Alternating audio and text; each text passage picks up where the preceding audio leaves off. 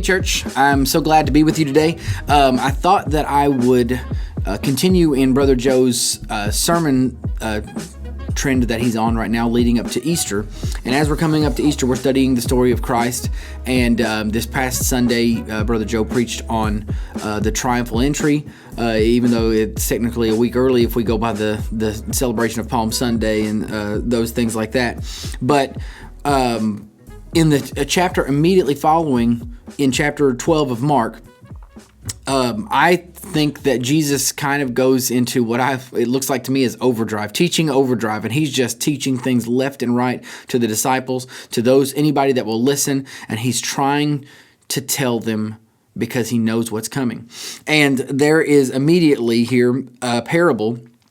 And I feel like this is a lesser known parable, but it is one I think that is directly applicable to the day that we live in, and even into the situation that we're in as our church itself. It's the parable of the vine growers, and I will just read it to you. It's not terribly long, but it says this: "A man planted a vineyard and put a wall around it, and dug a vat under the winepress and built a tower, and rented it out to vine growers, and went on a journey. At the harvest time, he sent a slave to the vine growers in order to receive some of the produce of the vineyard from the vine growers. They took him and beat him and sent him away empty-handed. Again, he sent them another slave, and they wounded him in the head and treated him shamefully. And he sent another, and that one they killed. And so with many others, beating some and killing others. He had one more to send, a beloved son. He sent him last of all to them, saying, 'They will respect my son.' But those vine growers said to one another, 'This is the heir. Come, let us kill him, and the inheritance will be ours.'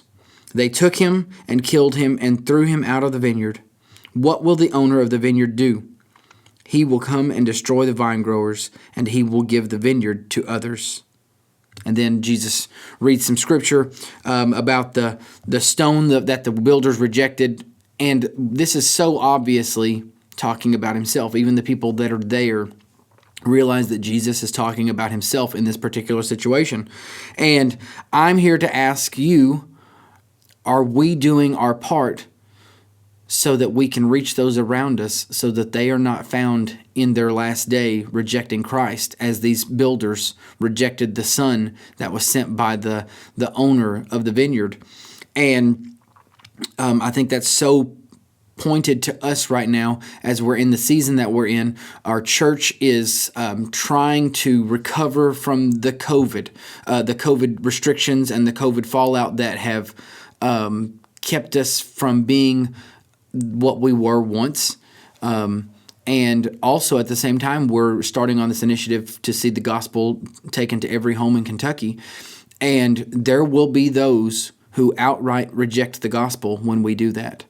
And they're much like those in the story here that reject the Son. And that's what people do when they reject Jesus. They are rejecting the Son of God, and they are just saying that we want to be on our own. We want to do our thing. We want to be in control of our own lives. And it's just this giant, thumbing their nose at God.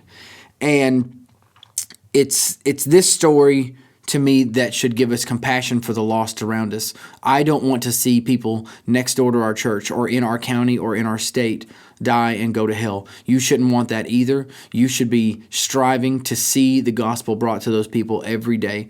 And then lastly, I would just encourage yourself to make sure that you're analyzing your own heart daily, hourly, to make sure that you are not rejecting Jesus in your own way. You may be a saved person, but you can still reject Christ from time to time in the way that you say, "I'm not going to do what you want me to do, God. I'm going to do what I want to do in this situation." And then usually we wind up having to come back to God and say, "I'm sorry, God, I made a big mistake. I shouldn't have done that."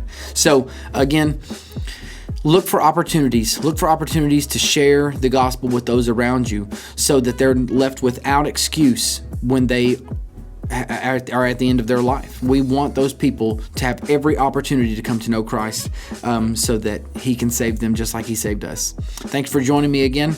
I will see you guys next time.